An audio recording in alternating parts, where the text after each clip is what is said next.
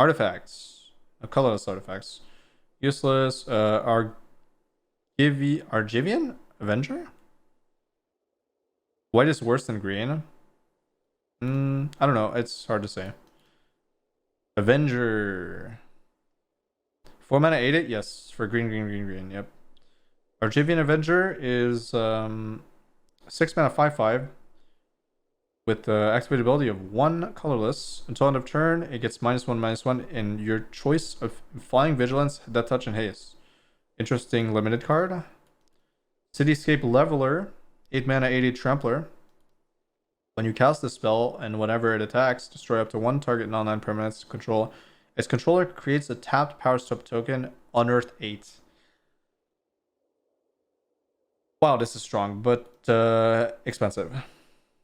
Maybe we'll see play in like a Uber ramp deck. Sounds like it's a good card though.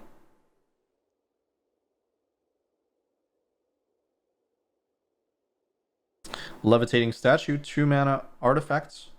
Flying. What? 2 mana artifact with flying? Whenever you cast a non-creature spell, put a +1/+1 counter on Levitating Statue. And Levitating Statue becomes a 1/1 construct artifact creature until end of turn.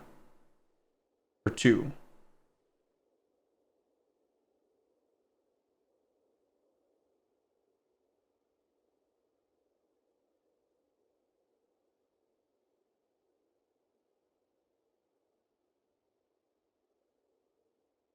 Yes? I think that's good. An artifact decks. Liberator, Urza's Battlethopter. 3 mana 1/2 flash flying. What the? You may cast colorless spells and artifact spells as though they had flash. Whoa. Whenever you cast a spell, if the amount of mana spent to cast that spell is greater than Liberator, Urza's Battlethopter's power.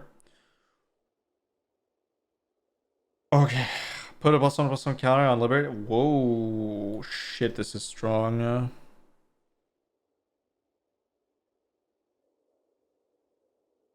Wait, so you can cast Planeswalkers? No. I hope it's not good in standard. It doesn't look like it would be, but who knows? You can flash Ugin? Yeah, exactly what I'm thinking. Like, flashing Planeswalkers sounds pretty good against control decks. Play around counterspell easily. It's a very strong card, theoretically, in other formats than standard. Portal to Phyrexia, 9 mana artifact. When it enters the battlefield, each opponent sacrifices 3 creatures. At the beginning of your upkeep, put target creature from a graveyard onto the battlefield under your control. It's a Phyrexian in addition to its other types. Too expensive. Unless you cheat it out somehow. Wait.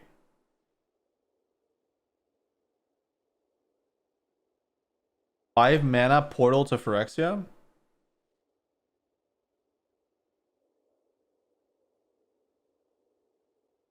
Wait, is control actually good? Portal plus multiverse plus bring back from the graveyard plus looting. You can do turn 5 multiverse into straight up portal. So I have to deal with 2 permanents. Multiverse into farewell. So turn 5 farewell is possible. Oh, very interesting. Yeah. 5 mana is too close to 6. What do you mean? Who? I don't understand. You're playing a control deck, so if your opponent has farewell, they're playing a control deck, which means you can just wait until turn 7 and hold up negate.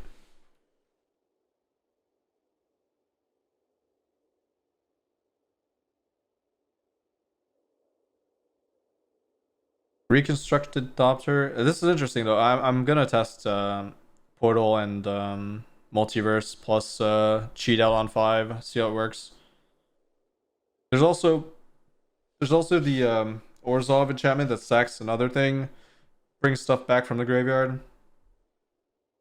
Could bring back a multi. I feel like it's interesting. It's definitely interesting. Something to think about. Top tier 3 mana, 2/1, flying, unearth 2, useless. Limited insane though. Kinda, not really. Maybe it's bad actually. Never mind. Slagstone Refinery, 4 mana artifacts. Whenever this artifact or another non-token artifact you control is put into the graveyard from the battlefield, or is put into exile from the battlefield, create a tapped power token.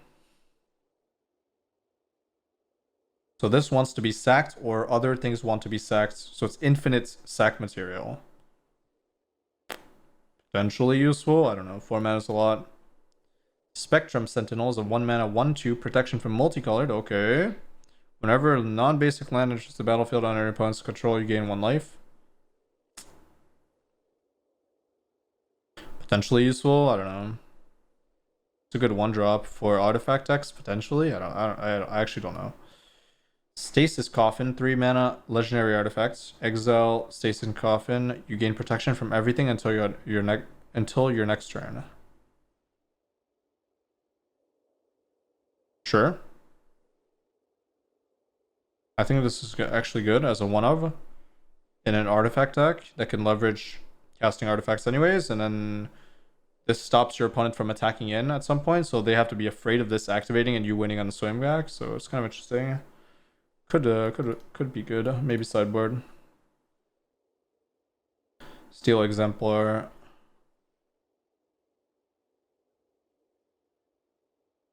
Can we make a lock with this and the blue 2/1? What? What's the blue 2/1? That creates tokens? That's an impossible lock. It's a lock, but it's not a lock because they can kill you. They can deal with this, or they can deal with the 2/1. So it's not a lock. Exemplar, 5 mana 4/4 trample. Steel Exemplar does a battlefield with 2+1/+1 counters on it, unless 2 or more colors of mana were spent to cast it. So 5 mana 6/6 trampler. If you're monocolored, insane and limited, right? This pushes you towards a color unlimited. That's really strong, and there are already payoffs for being in a single color unlimited. Stone Brain, 2 mana legendary artifact, 2 and tap, exile Stone Brain. Choose a card name, search target opponent's graveyard, hand, and library for up to 4 cards with that name, and exile them. Player shuffles, then draws a card for each card exiled this way from their hand. Terrible. Other formats, broken, but standard is terrible. Suchi Caveguard. 8 mana, 8/8 Vigilance with Ward 4. And when it dies, add 8 colorless until end of turn. You don't lose this mana as steps and phase. This is trash. Okay. Symmetry Matrix. 4 mana artifacts. Whenever a creature with power equal to its toughness enters the battlefield under your control, you may pay 1 if you do draw a card. Now, Thran Power Suit, 2 mana artifact equipment. Equipped creature gets +1/+1 for each aura and equipment attached to it, and has Ward 2.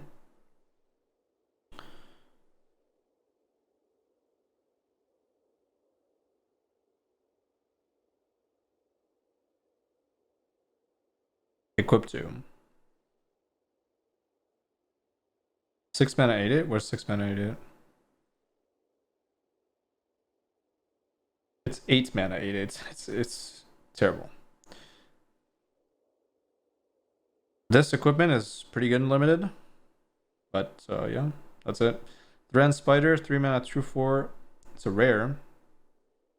It has reach, and when it enters the battlefield, you and target opponent each create a tapped Power Stone, and you can pay 7 to look at the top 4 cards of your library. You may reveal an artifact card from among them and put it in your hand. Put the rest at the bottom. Sure, this goes in the sideboard most likely because you don't want to give your opponent a Power Stone if they can use it. Not bad. I can see this being a problem in some matchups where they can't use the Power Stone. There's a 2/4 ramp with reach and an activate ability. Pretty good. And it's an artifact itself. Decent. Alright, the rest of the pain lands. Okay, that's very good. That means we can finally Boros aggro might be a thing. Oh, this is okay, this opens up a lot of aggro decks that could not be played before because no pain lands. Last one's back. A rare land. As it enters the battlefield, you may reveal a soldier card from your hand. And this enters the battlefield tapped unless you reveal a soldier card this way. Or you control a soldier. Soldiers you control get +1/+1 until end of turn for 5 and tap. What? Okay. Why did they print this? I don't know, but alright. Hall of Tagsin.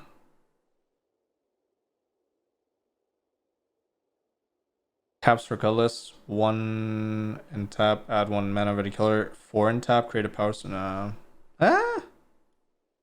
Actually? This is good, right? Mainland.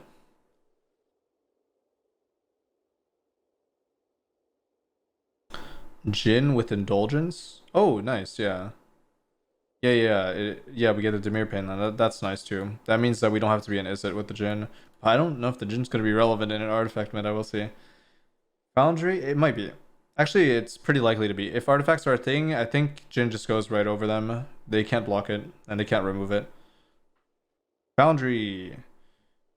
It adds colorless, or you can pay 2 and it becomes a 2/2 till end of turn. Still land. And you can pay 1 and tap it. Target attacking assembly worker gets +2/+2 until end of turn. That's very strong. This card is good.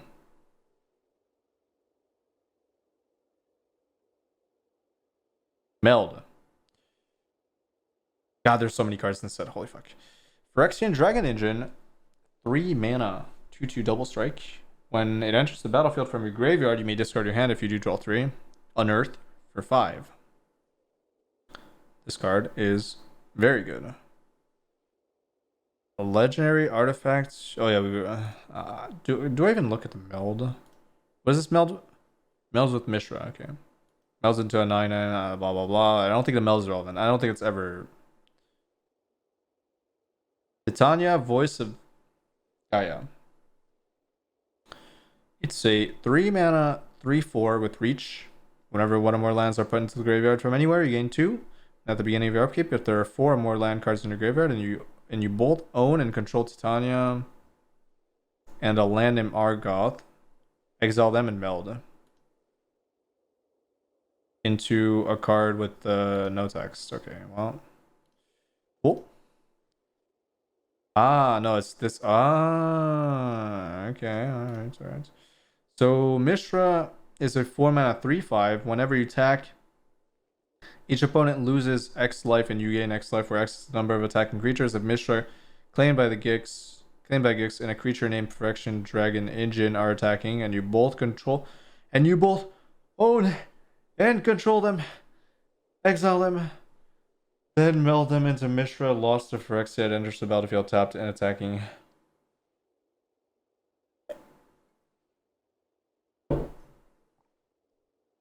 Oh my god.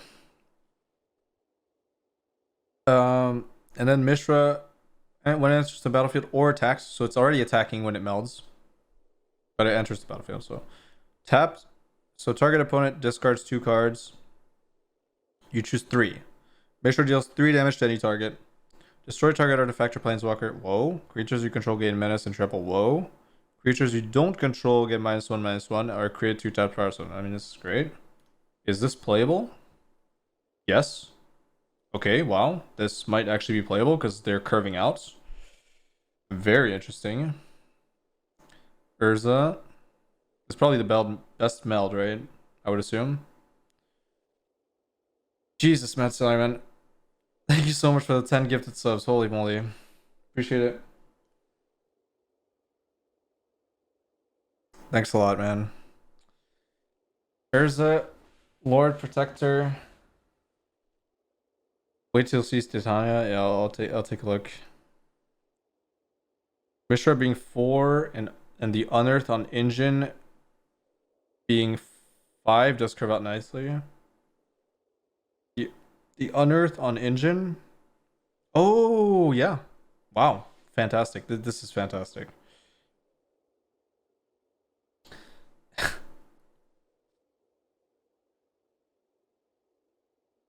Mad Simon, very, very excited for bro. Of course. As we all are. Alright, Urza Lord Protector, artifact, instant, and sorcery you cast cost 1 less to cast. 7 if you control and own. If you own and control Urza, so if you own and control this and the Might Stone and Weak Stone, you get Urza. And the Might Stone and meets. So this also curves out 3 into 4. Might Stone and Weak Stone. When it enters the battlefield, choose 1, draw 2 cards, or target creature gets -5, -5. And it adds 2. You can tap, add 2 colorless. Mana can't be spent on artifacts, creatures, or spells. Wait. Can this mana be spent? Yes, it can. To activate abilities. Okay. And then you meld for 7. So you can go 3, 4, 5 and meld on turn 5. And you get the Planeswalker. 7 loyalty.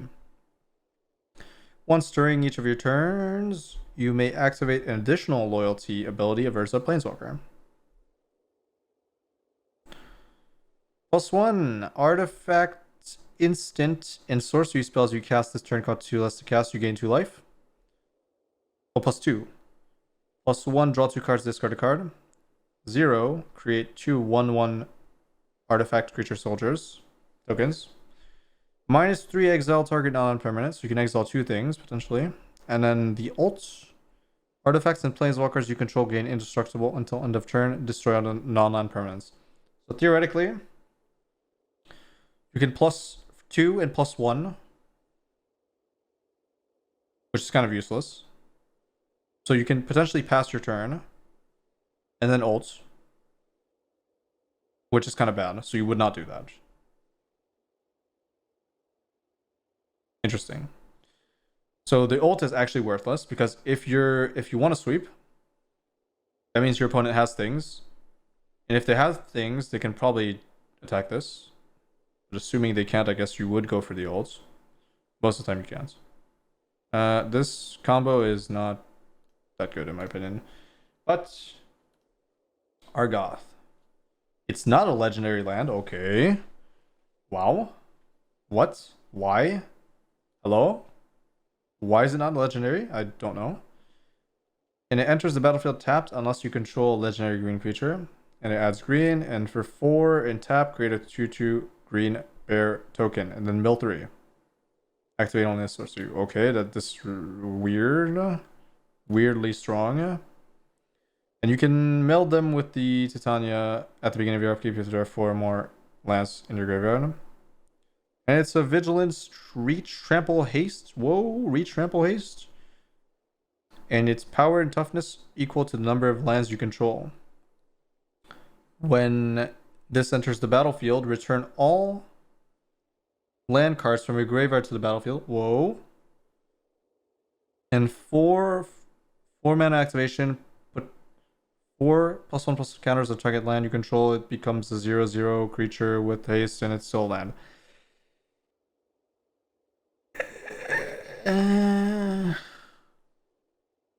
Yes, this is good.